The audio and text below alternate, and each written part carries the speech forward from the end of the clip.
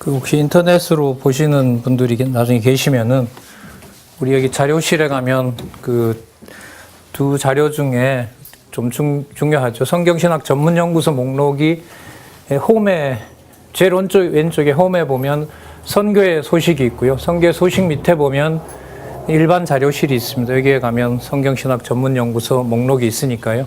참조하시기 바라고요. 여러분들도 참조하시기 바랍니다. 자, 그래서 5번에 율법과 죄 그리고 은혜, 거기에서 이제 하나님께서 죄를 어떻게 섭리하시는지 그 내용들이 이 책에서 설명이 되고 있습니다. 자, 이렇게 한번 연관을 시켜볼게요. 율법과 죄 그리고 은혜는 우리 성경 전체 구조로 보시면은요, 성경 개론 구조를 한번 볼게요. 우리 저기도 이제 돼 있는데요. 성경 본문이 있죠, 그죠? 어떻게 출발하죠? 여기 자 본문 예를 들면 몇 장 몇 절이 있어요, 맞죠? 그리고 이 본문들을 이제 모으면 여기에 요약이 생기죠, 맞죠? 예, 자. 요약을 합니다. 자, 요약들이 여러분들 모이면 여기에 동그라미도 만들어질 수가 있고요.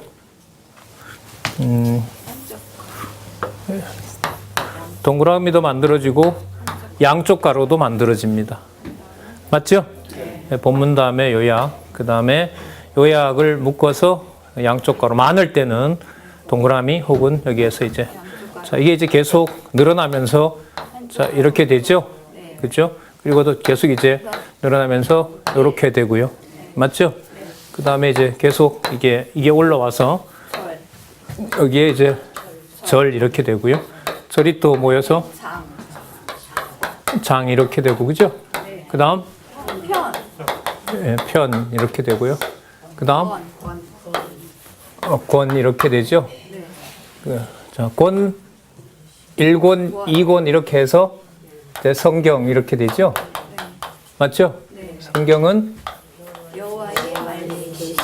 여호와 계시. 그러니까 존재와 속성을 계시하는 걸로 이렇게 되어 있습니다. 제가 이걸 쓴 이유가 이제 전문연구소와 특히 이제 율법과 죄 그리고 은혜와 성경 개론의 조합을 얘기를 하려고 하는 겁니다. 율법과 죄 그리고 은혜 이렇게 이제 책의 제목이 달려 있는데 이제 본문에서부터 이렇게 위로 올라가잖아요. 그럼 이제 성경에 다 따르게 되죠, 그죠? 그리고 그 성경을 여호와의 계시로 본단 말이에요. 그러면 어느 단계에서부터 율법과 죄 그리고 은혜라는 책이 도움이 될까요? 자, 이렇게 질문을 일단 접근을 하는 거예요. 그래야 이제 이게 붙게 되니까. 자, 예를 하나 들어볼게요. 자, 요약을 제가 인류 시조의 타락 이렇게 했다고 합시다. 아담의 범죄로 할까요? 자, 예를 들면 3장에 이렇게 나왔어요. 인류 시조의 범죄, 아담의 범죄 이렇게, 아담의 타락, 인류 시조의 범죄 이렇게 나오지만 자, 사건으로 보면 아담의 타락 이렇게 했다 합시다. 자, 아담의 타락이 왜 일어났죠? 저기까지 가려면 이제 올라가야 되잖아요, 그죠? 자, 예를 들면 인류 시조와 맺은 언약을 보호하려고 그런다. 예? 자, 이쯤에서 써볼까요? 보호해서 뭘 어떻게 하시려고요? 언약 하시려고. 맞죠? 맞죠? 예. 언약해서 어떻게 하시려고 해요? 하나님의 섭리를, 섭리는 뭐와 또 관계가 되죠? 예를 들면 3대 언약 이렇게 되죠? 약간 중간은 좀 무시하고 이제 가는 방향으로 얘기를 합니다. 자, 언약 이러면 누가 나오죠? 언약 하시는 누가 나오죠? 여호와께서. 누구를 언약하고요? 메시아 언약하고 이렇게 연결되잖아요. 자, 그럼 여러분 이렇게 올라가는데 이 구도를 한번 잘 보시자고요. 여기 타락이 나오고 범죄가 나오죠. 그죠? 범죄에도 불구하고 어디 아래 있어요, 이게? 보호 아래 있죠. 예. 누가 보호하세요? 뭐 때문에 보호하세요? 언약 때문에 보호하시죠. 왜냐하면 여호와가 뭐 하셨기 때문에? 언약하셨기 때문에. 그러면 율법이 있네요. 율법을 하나님이 하지 말라고 한 것을 하게 되죠. 그게 바로 법을 뭐 한 겁니까? 법에 대해서 뭐가 일어난 거예요? 불순종한 거죠. 법을 누가 주셨죠? 너 받을래 말래 이렇게 해서 주셨죠. 예, 일방적으로 주신 거죠. 먹는 날에는 죽으리라. 그 말을 안 했으면 못 죽이나요, 여호와께서? 죽일 수 있는데 근데 확실히 죽이려고. 맞아요? 예. 너 예를 들면 여러분들 뭐 다 우리 선배들 경험 있으시지만 너 엄마 화장품 요거는 건드리지 마라. 그리고 잘 보이는 데다가 둬요. 왜 잘 보이는 데 둘까요? 건들려서 또 뭐 하려고? 건들게 해서 뭐 하려고? 아니, 혼을 내려고. 안 만질 수 없게 해 놓으려고. 맞죠? 예, 동산 중앙에 뭘 둬요? 선악과를 줘요. 그야말로 이제 저자를 통해서 많이 들으셨지만 벼랑에다 달아 모여 놓으면 온갖 수단과 방법을 다 써도 못 따먹는 데 두시면 되잖아요. 동산 가운데 이렇게 나오잖아요. 자, 두시고 법도 주시고 거기에서 불순종함으로 범죄와 타락이 일어나게 됩니다. 맞죠? 예. 자, 그러면 우리가 이제 율법과 제국이 우리에 나중에 들어가면 아시겠지만은 하나님께서 그 선악과도 만들어 놓으셨잖아요. 그러면 하나님 기준에 뭐와 뭐가 타락 전에 있는 거예요? 선악과가 먼저 만들어져 있어요? 아니면 아담 타락이 먼저 있었어요? 선악과가 먼저 있었죠. 그러니까 하나님 기준에 뭐와 뭐가 있는 거예요? 선과 악이 있는 거죠. 그걸 여러분 이제까지 그렇게 초장에 나오는데 처음부터 나오는데 이제까지 신학이 그걸 몰랐어요. 아, 선악과 저거 먹고 타락한 거 이렇게만 우리가 먹고 우리가 타락한 거에 맞추다 보니까 선악과라는 것 속에 선과 악이 타락 전에 있었다는 것을 상상을 못한 거예요. 왜 또 머릿속에는 뭐가 지배하니까 하나님이 죄를 만들 수가 있나 이러다 보니까 더더욱 그 생각을 할 수가 없었던 거예요. 지난번 이 책 읽고 난 다음에 그 하는데도 이제 논리적으로 어떤 분은 어떤 목사님은 타락 전에 선악과가 있었다는 말은 하나님이 싫어하는 것과 좋아하는 것을 하나님이 이미 정해 놓았다. 그런 분이 창세 전부터 존재하신다. 이거잖아요. 그럼 여러분 여기 보면 악의 기원이라고 하는 게 누가 이미 판정하고 계시는 거죠? 여호와께서. 맞죠? 그럼 우연히 선과 악을 만들까요? 아니면 완벽한 당신의 판단에 의해서 만들어 놓으셨을까요? 예. 근데 그 선과 악을 우리가 우리 지혜로 알 수가 있을까요? 없을까요? 없는데도 불구하고 아담의 후손으로 태어난 우리는 뭘 판단 안 하면 살 수가 없죠. 선악을 판단 안 하면 살 수가 없어요. 김밥도 나왔고 국도 나왔고 여러분들 싸운 도시락도 있고 과일도 있었어요. 누구 좋은 대로 드셨어요? 하나님이 야 과일부터 먼저 먹으라 이렇게 해서 먹으시는 분 없어요 혹시? 그러면 이제 강의 들으실 필요 없어요. 저는 제 땡기는 대로 먹었어요. 저는 제 먹고 싶은 대로 먹었어요. 여러분들은? 다 맞아요? 네. 그거 죄일까요? 아닐까요? 죄예요. 그렇죠. 내 좋은 대로 먹었잖아요. 그래서 제가 아까 물어봤잖아요. 귀에다가 하나님이 야 오늘은 딸기를 먼저 먹어라 이렇게 하셨냐 말이에요. 아, 그건 사단의 음성일 수 있겠죠. 이건 다른 사람들하고 우리하고 차이가 나요? 안 나요? 안 나요. 안 나요? 안 나요. 다른 사람 기준이 누구야? 그러니까 일반 사람들도 식사할 때 그렇게 먹어요? 우리만 그렇게 먹어요? 똑같아요. 다 똑같죠? 네. 예. 그 먹고 좋은 걸 선택해서 먹는데 예수 그리스도가 필요해요? 안 해요? 예. 기도는 했다 하더라도 앞에 있는 반찬이 벌써 온몸으로 냄새가 풍기는데 그 눈 뜨자마자 젓가락이 어디로 가요? 누구 좋아하는 대로? 내 좋아하는 대로. 내 좋아하는 건 누가 더 많이 먹으면 싫잖아요. 그래서 기분 나쁘니까 도시락 싸우는 거 아니에요. 도시락도 제대로 못 싸운다 이제 앞으로. 누구 중심이 그러니까 우리는 내 중심으로 사는 것이 생존의 조건인데 하나님께서 선과 악을 자기 마음대로 아는 것이 하나님과 같이 되려고 하는 것이라는 나중에 뭘 합니까? 정죄를 해버리시잖아요. 그러니까 세상 교육은 자기 주체성을 살려서 너가 하고 싶은 대로 마음껏 하라고 하는 것이 생존의 조건입니다. 그걸 교육을 시키죠. 어떻게 해야 자기한테 제일 잘 맞는 걸 선과 악을 골라내느냐. 나한테 좋은 거 골라내고 나한테 싫은 거 버리고. 여러분 우리 몸도 우리가 모르지만 여러분과 제가 식사했잖아요. 점심 먹은 것 우리가 소화가 어떻게 되는지 우리가 다 들여다봐요? 아니요. 우리 구조 자체가 나한테 최적의 조건으로 얘가 다 걸러내요. 어디서. 영양분으로 보낼 거 보내고 어딘가 뭔가 부족하면 그거 더 달라고 해서 뭐 손이 떨릴 수도 있고 손에 허물이 벗겨질 수도 있고 시력이 나빠질 수도 있고 그럼 그걸 이 몸이 달라는 거죠. 그리고 이 몸 자체가 벌써 뭐와 뭐를 구분해요? 나한테 좋은 것과 싫은 것 다 구분하고 있단 말이죠. 그게 여러분 이제까지 전통 신학에서 말로만 먹고 마시는 것이 죄라고 했지만 그게 실제로 그렇다라는 사실을 사실 성경 신학은 여러분 확증을 하고 있고 의미 분석 성경 개론 시작할 때 성경은 하나님이 주시는 영생의 말씀이 되기 위해서는 우리가 환자인 뭐가 아니면 죄인이 아니면 알 수 없다. 이렇게 시작하고 있는 겁니다. 자, 그러면 여기 보시면 법을 주어서 율법을 주신 거죠. 율법이 있어서 뭐가 생겼어요? 타락했잖아요. 그런데 법 이전에 아까 보셨죠? 뭐가 있었다고요? 하나님 기준에 뭐가 있었어요?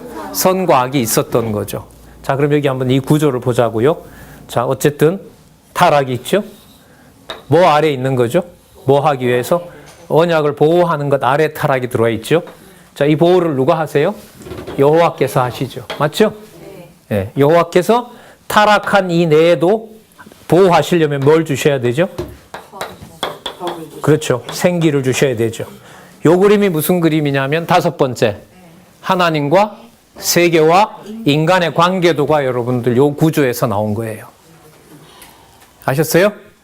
자, 바깥 그림이 뭔가 보세요. 하나님의 영원한 세계죠. 그렇죠? 하나님의 영원한 세계에 작정하신 대로 하나님께서 흙으로 사람을 만드셨어요. 그 흙 속에 타락했음에도 불구하고 하나님의 택한 백성들은 하나님께서 보호해 주시죠. 그래서 뭘 공급하고 계세요? 생기. 예를 들면이 아니라 핵심인 바로 영생, 생명을 공급하고 계시는 거죠. 그럼 여러분 이 방식이 바로 뭐냐면 율법을 통해서 하나님이 정해놓은 선과 악이 무엇인지가 드러나는 거예요. 먹는 것이 하나님이 뭐 한 거죠? 싫어하는 거죠. 그게 악인 거예요. 선은 먹지 말라고 한 것을 안 먹는 게 그게 선인 거죠. 그러니까 누구 기준에 선과 악이 드러나게 돼요? 여호와 기준에 선과 악이 드러나요. 그래서 여러분 뭐 죄가 뭐다 악이 뭐다 이게 여러분들 몇 번째 그림이 또 있죠? 세 번째 그림 저기 보시면 선과 악, 의와 죄, 선행과 범죄의 관계도 이렇게 나오죠. 자, 저기 보시면 처음에 선과 악이 나오죠. 저게 성경 순서예요. 성경에는 여러분 죄와 의와 죄가 먼저가 아니라 뭐가 먼저예요? 선과 악이 먼저예요. 여러분 이 순서도 그렇게 만만하게 정리가 되는 게 아니에요. 신학에서. 죄가 뭔지 악이 뭔지를 이걸 진짜 정리를 하고 싶어도 하기가 어려워요. 그러니까 죄가 있기 때문에 악행이 드러난다. 보통 이렇게 말해요. 세상에서는. 신학에서도. 그 말 그렇잖아요. 죄성이기 때문에 뭐가 드러나요? 악이 드러나, 악행이 드러나게 돼요. 그러나 여러분 성경 신학에서는 하나님 기준에 뭐가 있어요? 선과 예를 들면 이게 여러분들 어떻게 보면 절대 악이에요. 이게 뭘까요? 절대 선이 되는 거죠. 그럼 제 성경 신학에서 이 성경 신학자의 좀 그 불만은 뭐냐 하면 선과 악을 이렇게 해놓으면은 이게 수평적 관계로 사람들이 또 오해를 해요. 그래서 여러분 동그라미를 이 지금은 여러분들이 율법과 죄 그리고 은혜 책이 아까 몇 년도에 나왔어요 이게? 2005년도에 개정판이 나왔는데 그때 그림을 하나 도표를 싣고자 했는데 아직도 못 싣고 있는 게 있어요. 뭐냐 하면 선과 악을 여러분 선악과니까 선도 있고 뭐도 있어요. 악도 있다 보니까 그림을 그리려면 선과 악을 똑같이 놔야 되는데 그게 아니란 말이죠. 그렇다고 설명을 하는데 하나는 크게 그리고 작게 그린다는 것도 이게 이제 안 맞는 거죠. 평면적으로 보면 글자가 어떻게 되니까 선과 악 이렇게 돼 있으니까. 그래서 그때 지금 이게 몇 년 전이에요? 15년 전이잖아요. 14년 전에 벌써 이 도표를 그리려고 하다 이 그림도 제시해줘야 되지 않습니까? 라고 이제 그때 했는데 본인 마음에 안 드신다고 도표는 그때 제가 교정 좀 봤는데요. 빼자 하시더라고요. 그게 고민인 거죠.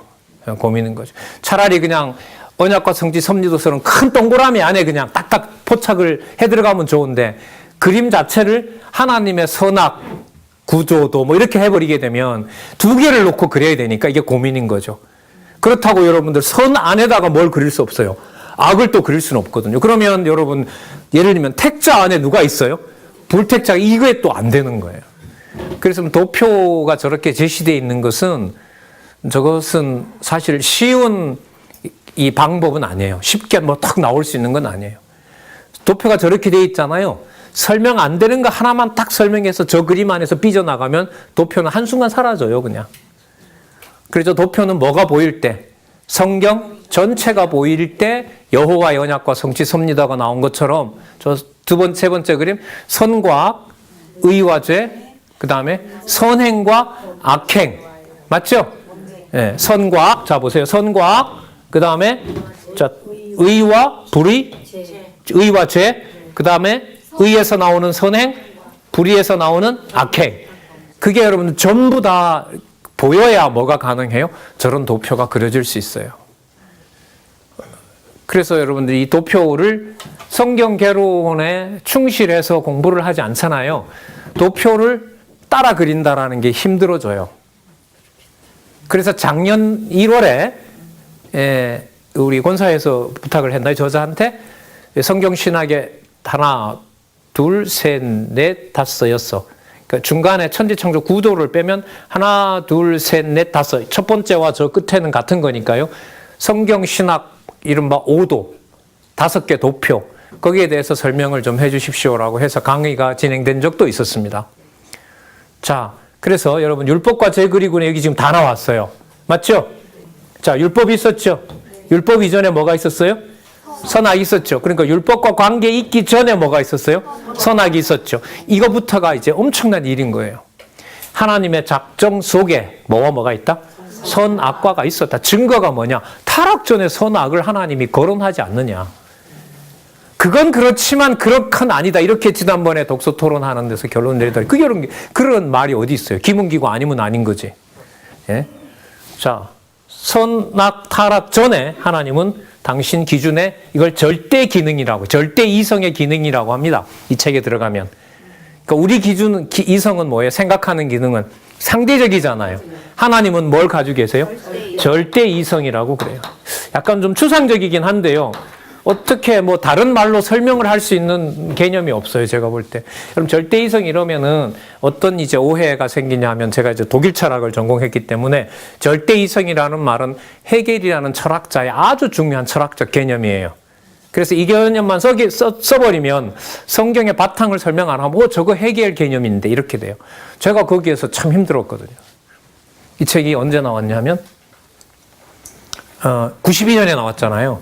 92년이면 제가 대학원 다닐 때였어요. 이제 한참 이제 철학 원서 읽고 뭐 이러고 이제 논문 쓰고 이런 게 이제 초짜가 되어서 이제 열심히 읽어 나가는데 뭐 절대 이성 이런 개념이 나오는 거, 저거 헤겔 개념인데 저렇게 쓰시면 되나?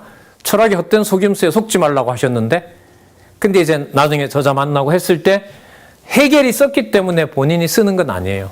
그 만들다 보면 뭐가 있을 수 있어요? 유사한 낱말들이 나와요. 그럴 때 아까 우리가 확인했잖아요. 어디에 근거를 둔 개념이냐? 그러니까 여러분 뭐가 안 되면 안 돼요. 성경 개론 구조 어디에 바탕을 둬서?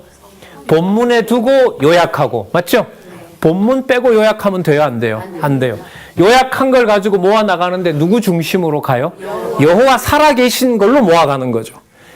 그 단어가 만약에 5개가 있어요. 그럼 그 중에 뭘 선택할까요? 누구 중심에 가장 알맞는 거? 그렇죠. 그게 선택이 돼. 그걸 사람이 할까요? 하나님이 하게 하실까요? 하나님이 하세요. 근데 그걸 본문이 없는 상태에서는 하나님이 해주고 싶어도 못해요. 기도만 해서 받았던 게 예를 들면 햇소리 하는 거였어요. 그게 이른바 방언이고 은사체험이고 그 정도 받잖아요. 그거 받고 난 다음에 성경은 전부 내가 보는 게 다 대답이에요. 내가 보는 게 정답이라고. 그러니까 내가 성경 체험했어요. 방언해서. 그 다음에 펼치는 구절이 오늘 나에게 준 거야.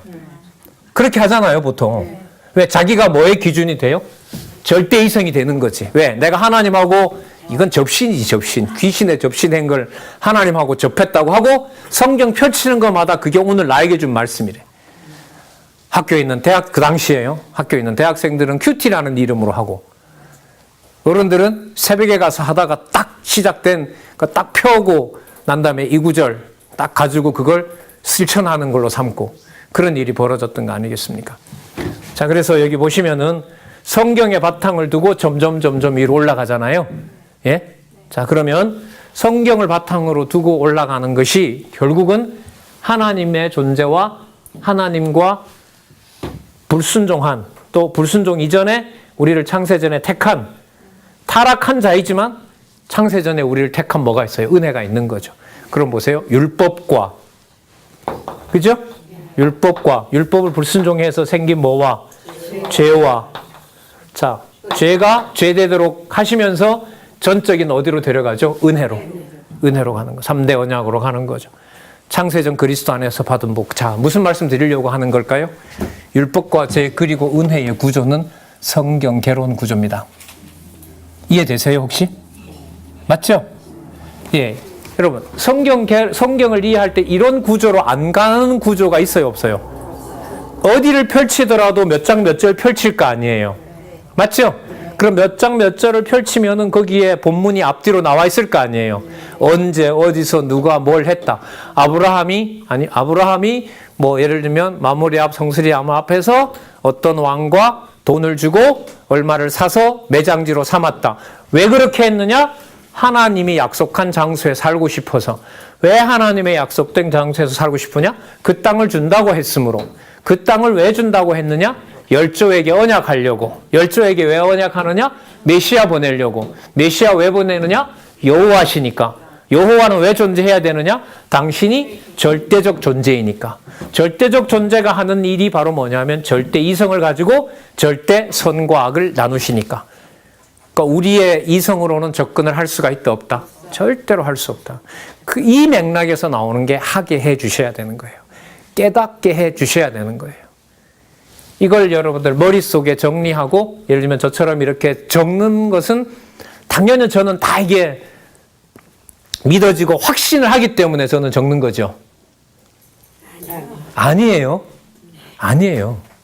그런 보장이 없어요. 단 이야기할 수 있는 것은 뭐냐면 그냥 감사해요. 제가 안내를 해드리고 여러분들이 그게 성경적이라고 평가해 줄 수 있고 또 좀 더 안내가 된 건 저것도 필요한 안내네. 저것도 볼만한 거네. 그렇게 확인해 나가는 과정이 여러분들 성경신학 전문연구소로 안내를 하는 제일이라고 보시면 돼요. 누군가 앞으로 더 상큼하고 명쾌하게 했으면 좋죠. 그런 인물들이 꼭 좀 나왔으면 좋겠고. 그럼 여러분 보시다시피 여기에 바탕을 성경신학 총서의 바탕을 둔다고 하는데 총서 공부가 여러분들 분량이 적어요? 많아요? 많아요, 이게 많다고요. 이게 서둘 일도 아니고요. 그러니까 좀 계산을 제가 좀 해봤는데 초등학교 고학년부터 내 스스로 성경을 보는 정도 훈련이 돼야 왜? 그럼 초등학교 학생으로 학교 다니려면 그것만 하는 게 아니잖아요. 성경만 볼 수 없잖아요. 뭐 해야 돼요? 의무교육 하려면 중학교까지 다녀야 되잖아요. 그럼 여러분 공부가 재밌어지면 할 게 더 많아지잖아요. 공부가. 그 사이에서 자기 스스로 뭘 읽는다? 성경을 읽는다. 이거는 사실상 쉬운 게 아니에요. 고학년으로 올라갈수록 더 쉬울까요? 더 어려울까요? 이제 실력은 늘어나는데 시간이 그걸 허락을 안 해요. 고등학교 가면 더 어려워지죠. 대학 가면 여러분 쉬울까요? 어려울까요? 여러분 좀 말이 좀 무식한데 저희들 다닐 때는요. 어른들이 뭐라 그러더라? 먹고 대학생이라 그랬어요. 예, 먹고 노는 게 대학생이라 그러니까. 왜? 4년 지나면 뭐 하니까? 어디든 다 자동으로 취직이 되니까. 왜냐하면 뭐 전 인구의 몇 프로밖에 안 되니까. 아주 좋은 직자 모셔가는 거 아니겠어요? 근데 그게 깨져버렸잖아요. 요즘은 여러분들 뭐 우리나라 청년 실업 여러분들 아시겠지만 진짜 국가적 문제가 될 정도로 나이가 들수록 뭐예요? 시간이 더 나요? 안 나요? 더더욱 안 나요, 이게. 안 나더라고요. 그러니까 제가 이런 말씀 드리는 것은 뭐 하나님께서 마음도 주시고 이렇게 깨닫게 하시고 하는 일도 하나님께서 해주셔야 된다는 생각이 들어요. 글쎄요, 뭐 저는 이 일에만 전념한 건 아니지만 그래도 그때마다 특히 저 여기 2009년에 왔으니까 10년 동안은 여러분들 보시는 것처럼 어쨌든 계속 강의하고 뭐 하고 했잖아요. 그래 지났는데 생각하면 분량이나 이런 걸로 보더라도 글쎄요, 이렇게 어느 정도는 되지만 제 기준에 뭔가 아직 불만족스러운 게 많아요. 그러니까 그게 뭔 말이냐면 뭔가 투명하지 않게 예를 들면 전문연구소든 이거든 간에 탁탁 해서 성경적 근거를 가지고 글쎄 이게 욕심이라면 욕심이죠. 그러나 성경신학 총서의 논리적인 연관과 지금 오늘 말씀드리는 전문연구소와의 관계에 있어서는 이거는 더 검토해야 될 부분도 많은 거죠. 이렇게 드리면서도 제 머릿속에는 여러 부족한 면들이 이렇게 막 스쳐가거든요. 그럼 너 그건 어떻게 되냐 이런 게 막 말을 할 때마다 생기는 거란 말이죠. 자, 어쨌든 중요한 것은 여기 보시면 율법과 제 그리고 은혜라는 구조는 어디에 바탕을 두고 나온 것이다. 성경의 전체 구조를 바탕을 두고 나온 거다. 그러면 여러분 이것만 그럴까요? 성경적 기독교도 그럴까요? 예, 가치관도 맞죠. 가치관? 아브라함이 왜 그렇게 살 수밖에 없었지라고 물으면 이렇게 해서 여호와 살아계신 거 알게 하려고 이렇게 되죠. 내가 왜 행복하지? 라고 나는 행복해 이렇게 되는 거예요. 나는 왜 행복하냐? 이거 그대로 올라가는 거죠. 범죄해도 나는 왜 이렇게 당당하고 뻔뻔하지? 이 구조 때문에 그런 거죠. 예. 자, 그 다음에 자 6번에 보시면 여러분 우리 눈에는 지금 이게 잘 안 보여요. 이게 성경학습 시리즈라고 아세요? 이 책이 한 번 더 나온 건 제가 여기 기록을 안 했어요. 그럼 사실 우리 출판사 우리 권사님도 나와 계시지만 그 책은 저자가 의도하지 않은 편집 방식을 취해버렸어요. 저자의 원래 의도가 아닌 방식으로 책을 편집해버렸다고. 그래서 제가 여기다가 안 넣었어요. 그건 저자의 이름도 안 들어가 있고 여러분들 한번 연관을 시켜보시는 게 좋아요. 우리 개혁 총회에 총회 한번 가입된 적이 있었고 저자가 총회장이 된 적이 있었죠. 그때 교회들이 좀 모이자 교회 학교 교재로 쓰려고 성경학습 시리즈를 손을 댔어요. 그런데 저자가 원래 기록해놨던 찾아치면서 그 워드 프로세스로 작업해놨던 그 개론의 구조를 방식을 한 3분의 1 정도 바꿔버립니다. 그리고 새롭게 편집을 해요. 저자가 그걸 보고 깜짝 놀랐죠. 나 이거 아닌데. 난 이런 식으로 해주려고 하는 게 아닌데. 뭐냐 하면 이른바 문제를 내고 답을 거기다 적질 않고 뒤로 돌려놨어요. 근데 읽기 쉽도록 문제 속에다가 전부 다 답을 붙여놓은 거예요. 그냥 생각하려고 안내를 해주는 학습 시리즈였는데 그렇지 못하고 그게 이제 빨리 읽히는 쪽으로 그리고 많이 읽혀야 또 뭐 하니까 총회에 많이 보급되고 빨리 팔리니까 이렇게 해서 근데 그 책 편집은 우리 참 출판사 일을 하시는 권사님은 좀 속상하시는지 몰라도 저자가 볼 때 사실 그거는 뭐 사실입니다. 불만족스러워요. 뭐 저도 가지고 있습니다. 그리고 쓰기도 합니다만은 분명히 우리가 짚고는 넘어가야죠. 그 교재를 써서 과마다 이렇게. 근데 그 책에 지금도 중요한 점은 뭐가 있냐면 그게 6권이거든요. 창세기부터 요한계시록까지 권당 50과로 되어 있어요. 그러면 6권이거든요. 그럼 몇 과로 되어 있을까요? 5, 6에 30이니까 300과죠. 1년을 50주로 잡아가지고 6년이 되면, 그러니까 초등학교 6학년이 되면 성경 한 번을 끝날 수 있도록 일주일에 한 번 교회에 나오는 걸로. 여러분 제가 말씀드리려는 게 뭐냐 하면 성경학습 시리즈는 밑에 쭉 내려와서 교회 학교에 나오기 시작하는 영적으로 낳는 자녀들에게 이 저자를 통해서 뭐 한 걸까요? 교재를 만들어준 게 성경학습 시리즈예요. 성경학습 시리즈. 교회 학교 교사들이 개론만 가지고 가르치기가 너무 어렵다고 하니까 대치동에 있을 때 나왔죠. 권사님 맞죠?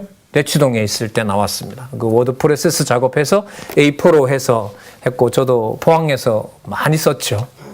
많이 썼는데 9년 전에 왔을 때는 학습 시리즈를 많이 안 쓰더라고요. 일단 좀 충격을 받았고 그걸 지금 와서 돌이켜보면 저걸 왜 안 쓰게 되느냐. 그게 문제 하나하나에다 매이다 보면은요. 문제 하나 가지고도 1시간 강의가 가능해요. 그게. 근데 여러분 이것 역시 전달하는 사람 입장에서는 뭐가 다 보여야 돼요? 성경 전체가 다 보여야 창세기 1장, 2장에 나타난 천지창조를 소개할 수 있는 거 아니에요? 맞죠? 예, 그래서 여러분 성경학습 시리즈는 오래됐습니다. 이게 93년도니까 지금부터 26년 전, 16년 전?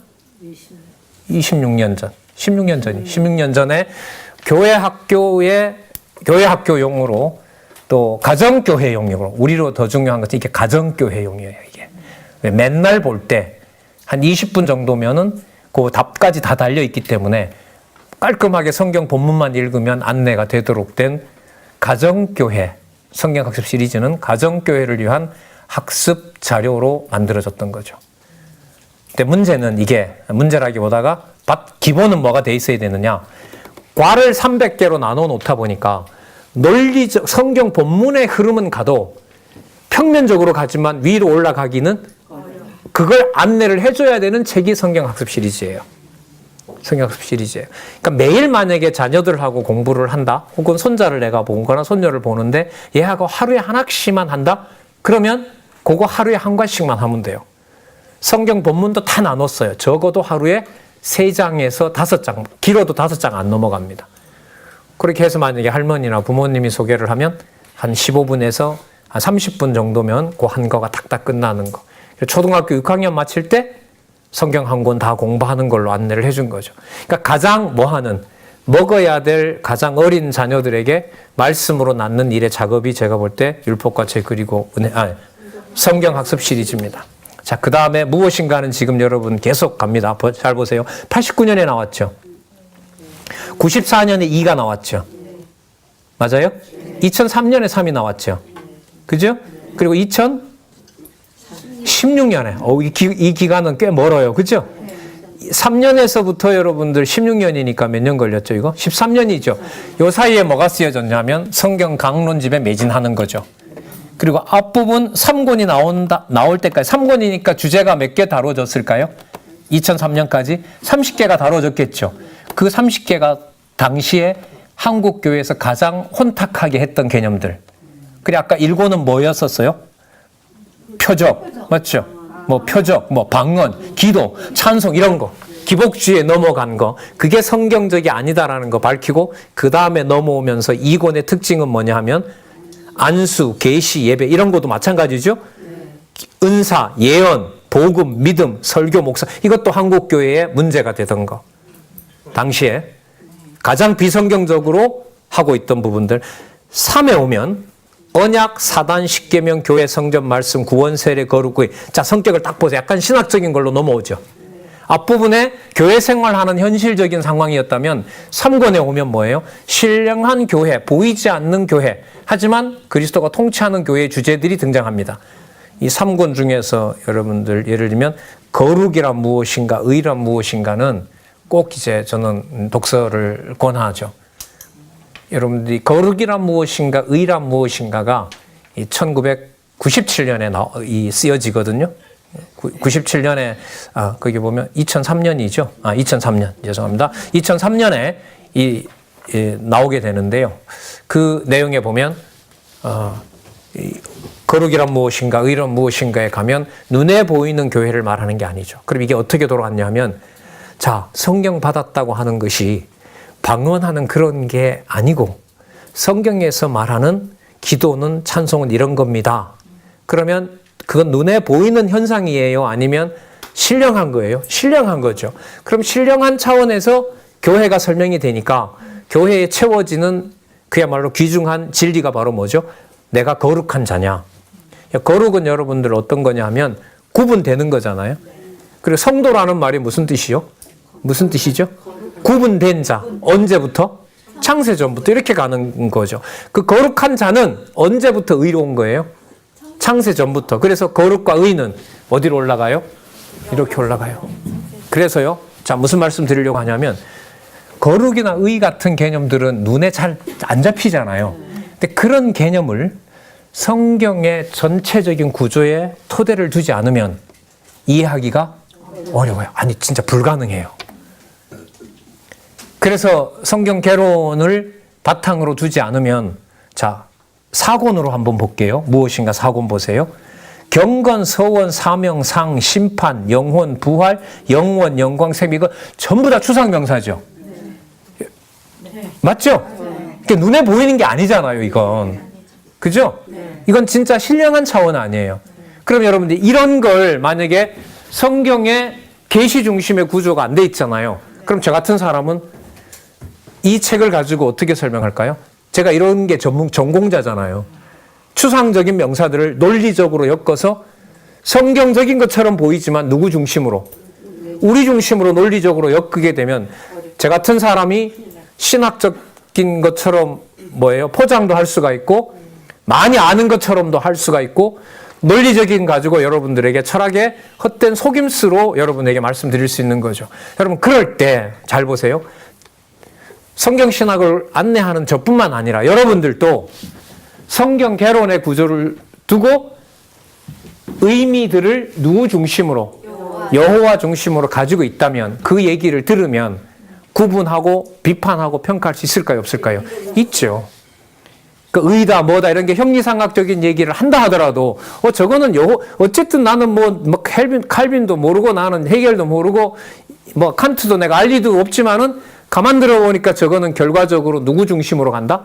인간 중심으로 간다. 저거는 성경신학 아니다. 이렇게 얘기할 수 있잖아요. 그 바탕이 여러분들 그럼 전반적으로 뭐가 바탕이 돼야 될까요? 성경신학 총서가 바탕이 되고 어느 누구 하나 없이 어떤 주제로 무엇을 하더라도 모든 것들이 누구의 존재로 맞춰져 있다? 여호와 중심으로. 가장 거리가 먼 것이라도 그게 통일되도록 하는 일이 여러분 뭐냐면 여호와께서 하나님을 알 수 있는 유일한 도구인 성경을 통해서 하나님을 알게 하되 각각 전문적인 자기 영역에서 주신 은사를 따라 점점 누구를 알아가게 하신다? 여호와를 알아가게 하신다. 그게 여러분들 전문 연구소라고 보시면 돼요. 하나님이 이런 이제 우리 귀한 선배를 보내주셔서 이제 쓰게 하는 분은 이렇게 하고요. 저 같은 사람은 아직도 못 쓰고 있습니다만은 이렇게 또 안내하고요. 예. 각자 다 하나님 주신 어떤 역할들이 있는 거죠. 자, 그 다음에 학습 시리즈는 어린 가정교회 양육용으로 시작을 해놨다. 그래 이걸 가지고 교회 학교는 많이 활용을 했죠.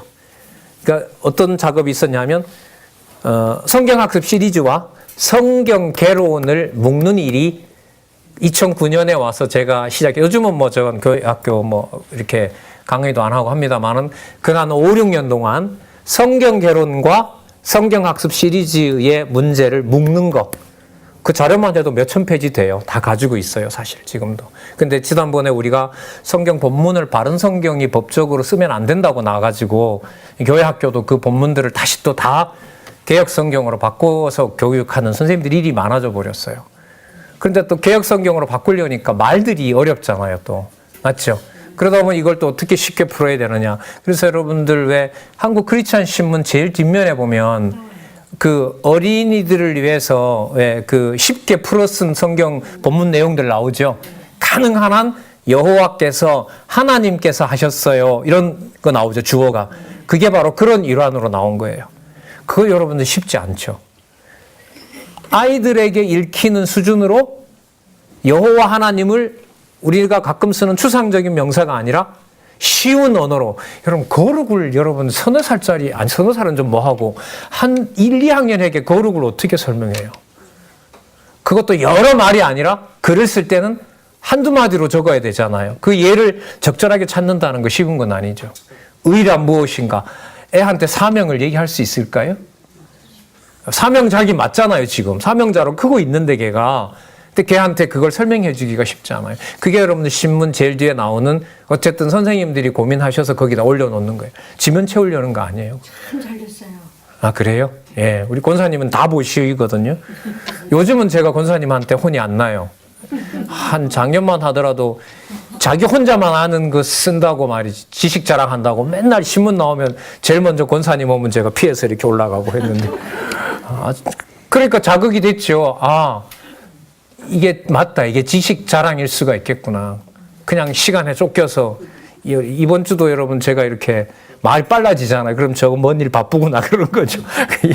이번 주에 일이 참 많아요, 사실. 지방 강의 있고 뭐 또 원고도 이번 주 써야 되고요. 또 뭐 교정도 봐야 되고요. 강의도 해야 되고요. 뭐 학교 과제물도 내야 되고요. 지금 그렇습니다, 지금. 자, 보겠습니다. 그래도 여러분 10번입니다. 행복합니다. 예, 뭐 다음에 묶인다 그랬죠? 행복은 뭐 다음에? 가치론. 그러니까 내가 여기에 있는 내가 수고스럽기도 하고 불편하기도 하고 마음에 들기도 하고 안 들기도 하는 게 누구 중심의 가치가 잡히면? 여호와 중심. 여러분 그러면 개론의 이 구조대로 가는 게 누구 가치 중심으로 가는 거죠? 여호와 중심으로 가는 거죠. 그게 여러분 기독교 가치론이라고 보시면 되고, 가치론이고 그 다음에 나온 행복론이라고 보고요. 그 다음에 11번에 그 교회 개혁 총론 있잖아요. 그것은 밑으로 내려오셔서 18번으로 가서 연결시키면 이렇게 완결이 됩니다. 자, 11년에서 몇 년 걸렸죠? 교회 개혁론까지 오면 11년에서 16년이니까 몇 년 걸렸어요? 여러분 요거 이렇게 화살표 하시고요. 우리 잠시 생각해 보도록 할게요. 여러분 이 5년 이게 엄청난 일이 벌어진 겁니다. 문헌으로 보면 2011년이면 우리 저기서 공부할 때 맞죠? 맞죠? 거기서 12월 연말에 정식으로 선포했던 해가 2010년 말이고 2010년 1월부터 교회 체제개혁 총론 프린트물이 매주마다 공급이 되면서 체제개혁이 선포가 됩니다. 그게 2016년에 이른바 좋은 결실이 맺히고 2015년 연말에 빚 4억짜리 빚을 매년마다 2억 3억씩 갚아서 뭐가 됐어요? 이제까지 한 푼도 못 갚았던 재정개혁에 엄청난 변화가 생겨서 후손들에게 빚 문제 부담 안 지워지려고 거의 3분의 1가량 갚아가고 있을 무렵이 2016년입니다. 그런데 하나님 2016년에 아까 뭐 했다고요? 갈라버렸어요. 연구원들부터 갈라버렸어요. 하나님께서. 그때 나온 책이 뭐예요? 교회 개혁론입니다. 그리고 한국 교회에 많은 수백 명의 목회자들에게 뿌려졌어요. 하나도 반박이 들어왔을까요? 안 들어왔을까요? 하나도 반박이 들어오질 않았습니다. 메일 한 통 안 왔습니다. 맞다는 거죠. 맞다는 거. 성경적이라는 겁니다. 그 사람들이 하고 안 하고 그건 나도 모르는데 어떻게 그 사람들을 제가 알아요? 별로 관심도 없고 누가 하시는 일이니까. 말씀이 운동하는 거니까요. 그래서 11년과 이게 여러분들 제가 이제 그 니체라는 철학자 전공했는데 여러분 이 철학 그 어떤 전문 이런 뭐 논문이나 이런 걸 쓰잖아요. 그러면 그 출판 연도에 어떤 일이 있는지가 상당히 중요합니다. 근데 우리로서는 지금 어른들도 계시고 좋아요. 왜? 이게 근 몇 년 사이에 우리가 매년마다 있는 거기 때문에 이걸 책 순서대로 보면 사건만 기억하는데 그때 하나님께서 성경의 바탕을 둔 어떤 작업을 했는지가 이런 목록을 탁 보아보면 탁 드러나는 거예요. 여러분들 다 아는 내용인데도 이렇게 엮으니까 어때요? 야, 이거 하나님 하신 일 맞구나. 맞구나. 그래서 여러분 교회 개혁론이 2016년에 나왔다는 말은 정확한 말은 아닙니다. 2011년에 시작된 것이 16년에 와서 그러면 5년은 여러분들 무슨 과정으로 볼까요? 개혁이 맞는지 아닌지를 하나님이 테스트한 거예요. 그때 많은 일 벌어졌죠? 진짜 많은 일 벌어졌어요. 광약교회 몇 년도에 오셨죠? 권사님? 11년에 오셨죠. 예. 그때부터 많은 일들이 벌어졌죠. 그리고 노회 해산됐죠? 총회 해산시켰죠? 곳곳에 지방에서는 장안중앙교회만 되면 되냐? 맨날 전화 받는 게 일이었었죠, 저는. 무슨 지침서를 주고 예배 모임이나 뭔가 다 없애라. 당신들은 목사님이 있지 않느냐. 제가 그때 사무실 전화 받고 이럴 때였거든요. 그럼 금요일날 토요일날 오전 되면 예배 순서 보내라고. 없어요, 그런 거. 없으면 어떻게 하란 말이냐. 목사님들도 다 가버렸는데. 그렇게 한 게 여러분들 지금 흐른 게 바로 7, 8년입니다. 요즘은 하나도 안 오죠. 안 오죠. 뭐 제가 지방에 가서 좀 뭐 저만 이렇게 뵙습니다만은 아니 서울 근교는 또 우리 권사님들도 나가시고 하니까요. 그래서 여러분들 요 5년 기간이 교회 개혁론이 성경적이다. 하나님 하시는 일이다라는 걸로 증명된 겁니다. 그럼 또 엮어볼게요. 의미 분석 성경 개론의 바탕을 둔 2014년에 그러니까 요 보세요. 11년과 16년 그 사이에 2014년에 뭐가 완간이 된다고요? 강론집, 성경 강론 전집이 완성되잖아요. 성경 강론 전집이 2014년에 완성되고 그로부터 2년 후에 우리가 갈라지도록 했어요. 갈라진 것이 여러분들 아픔이고 뭐지만 이 경우로 보면 하나님께서 교회 개혁을 해가시는 하나님의 사역인 겁니다. 그래서 이게 문헌으로가 아니면 이런 설명은 여러분 힘들어요.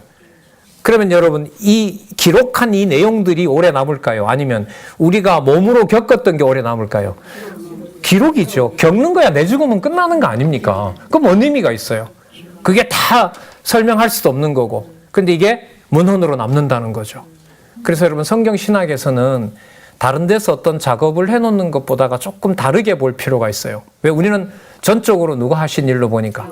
그렇죠. 하나님께서 교회를 세우시고 또 승리하는 데까지 다 인도해 가신다고 보기 때문에 자, 여러분 아까 성경학교 시리즈가 가정교회에 있는 아주 구체적인 교육 방법이라면 오시는 성도들에게 그분이 성인이든 할아버지든 할머니든 장년이든 간에 그분들에게 차근차근 하나님의 말씀이 무엇인지를 안내하는 책이 13번입니다.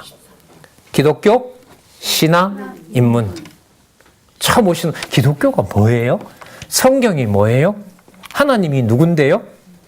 그러니까 가장 이제 여러분들 접근하는 거죠, 쉽게.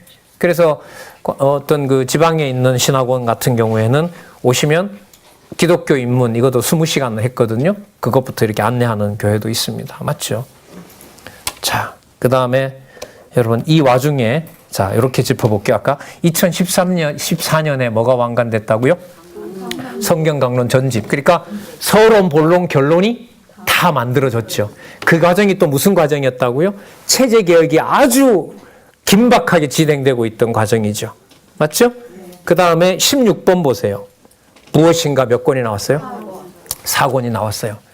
그래서 가장 추상적으로 보이는 개념들이 가장 구체적으로 그리스도의 지체인 것을 확인해주는 생명의 양식이 되도록 안내하는 것이 바로 뭐냐 하면 경건에서부터 뭐까지?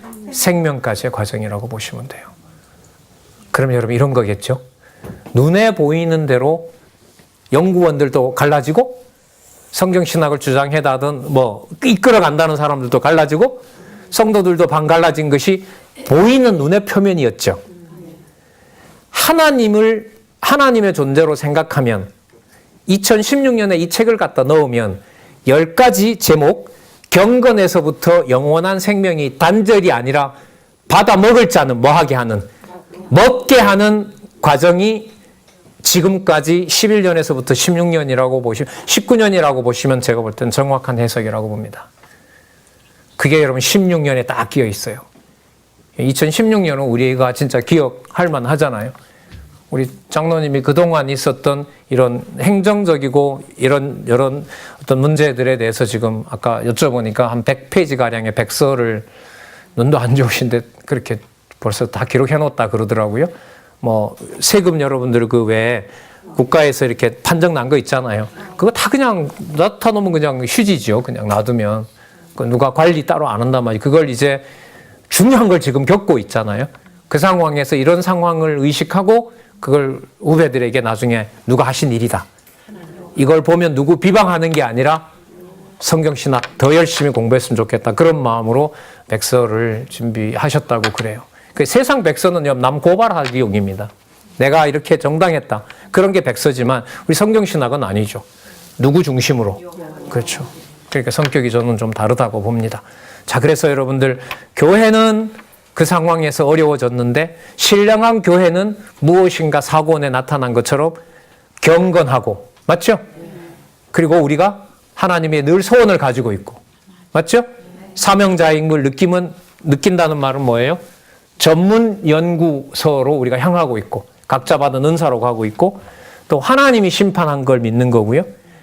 하나님이 육체 관리를 하는 것이 아니라 뭘 관리한다? 영혼 관리를 하고요. 생명의 최종점은 어디에 있다? 부활에 있다.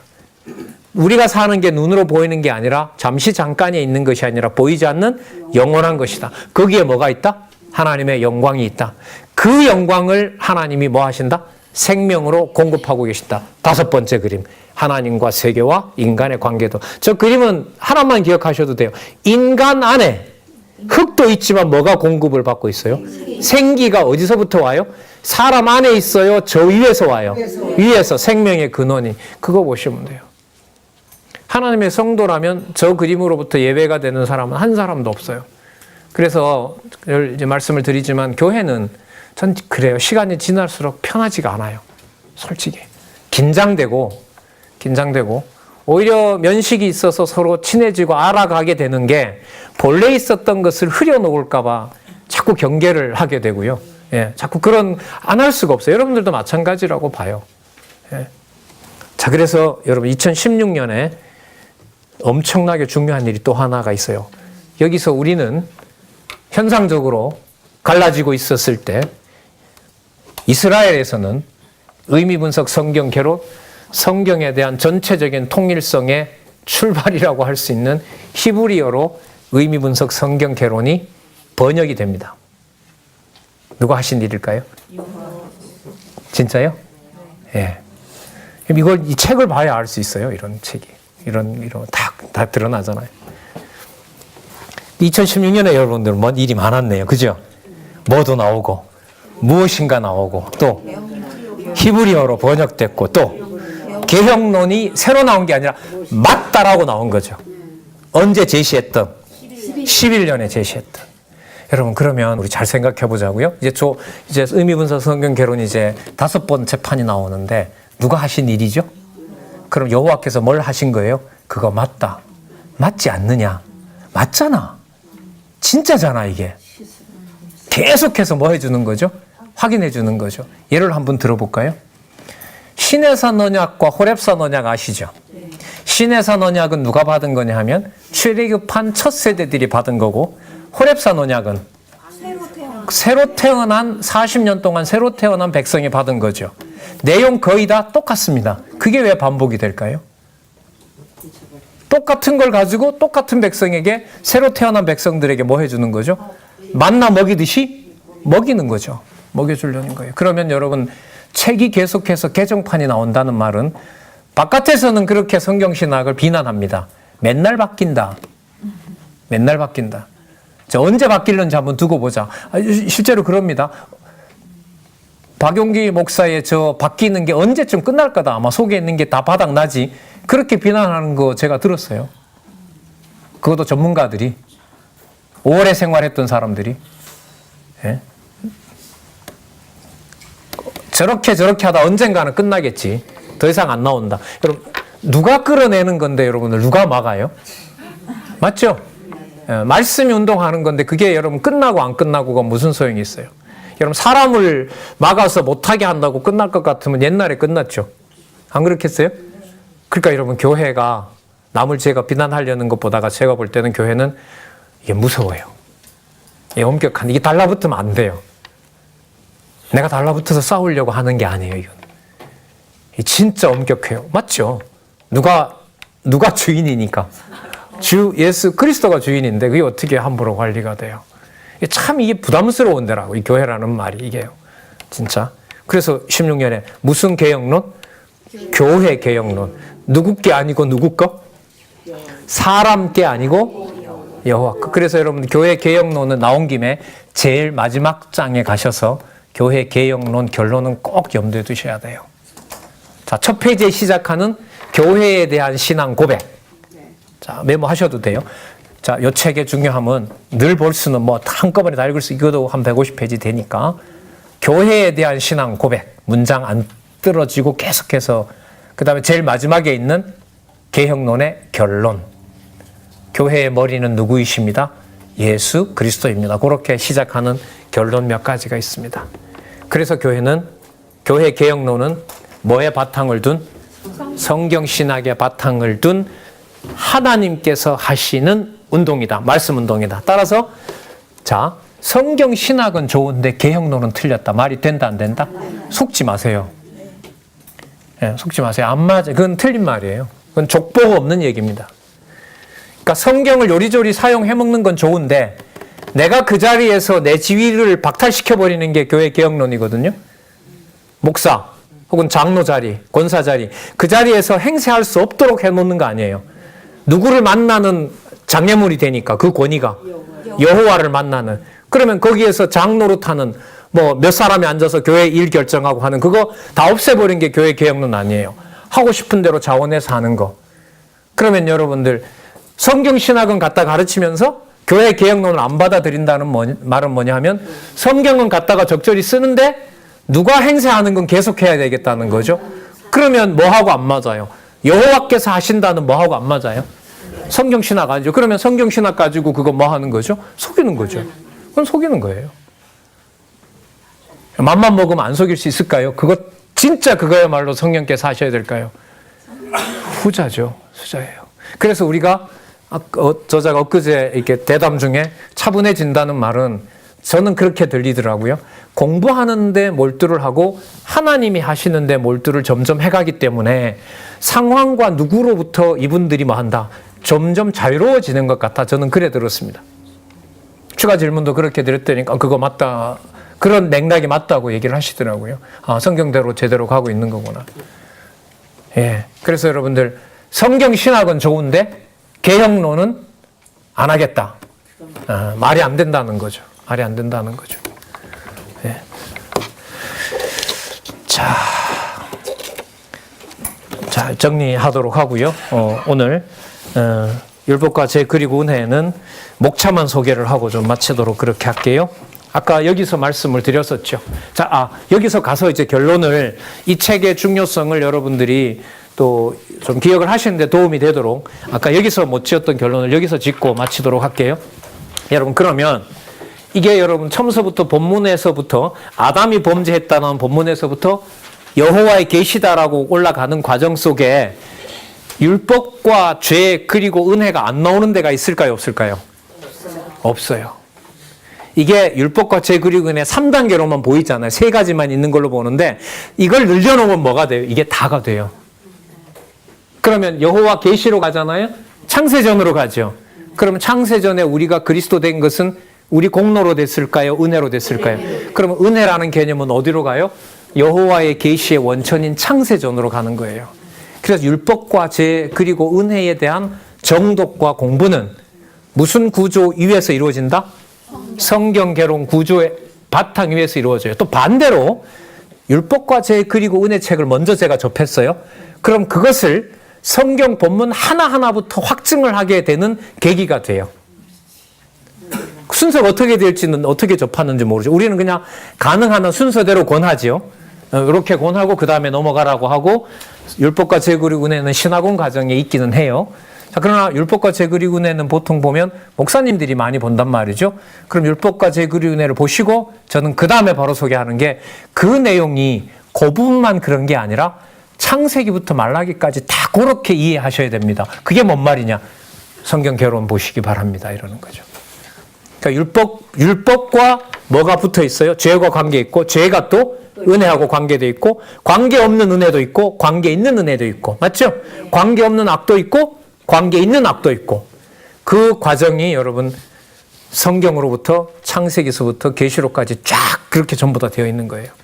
그러면 율법과 죄 그리고 은혜는 성경 처음서부터 끝까지를 누구 중심으로 이해하는데 아주 좋은 전문 연구서다. 누구 중심으로? 여호와 중심으로 이해하는데 아주 중요한 책이 됩니다. 그 요 구도를 가지시고 선과 악, 의와 죄, 선행과 범죄와 관계도도 있고요.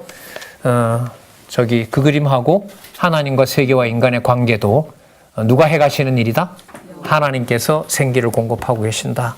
그렇게 정리를 하셔서 공부하시는 데 도움이 됐으면 좋겠습니다. 자, 다음에 오실 때 율법과 제 그리고 은혜하고요. 자, 오늘 소개하셨으니까 우리가 성령께서 어떻게 감동하셨는지 무슨 책 가지고 한번 확인하면 좋을까요? 율법과 제 그리고 은혜라면 제가 뭘 소개하고 싶어 할까요? 총서는 왔는데 뭐 총서예요. 지금 가지고 계신 이게 전문 연구서예요.